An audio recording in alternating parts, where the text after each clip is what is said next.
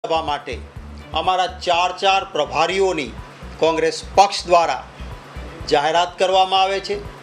વિસાવદરની બેઠક માટે ભાઈ શ્રી પરેશભાઈ ધાનાણી, પુંજાભાઈ વંશ, ઇન્દ્રનીલભાઈ રાજ્યગુરુ અને રાજકોટ મ્યુનિસિપલ કોર્પોરેશનમાં વિરોધ પક્ષના નેતા દલિત આગેવાન વશરામભાઈ સાગઠિયા આ ચાર પ્રભારીઓ વિસાવદર માટે રહેશે।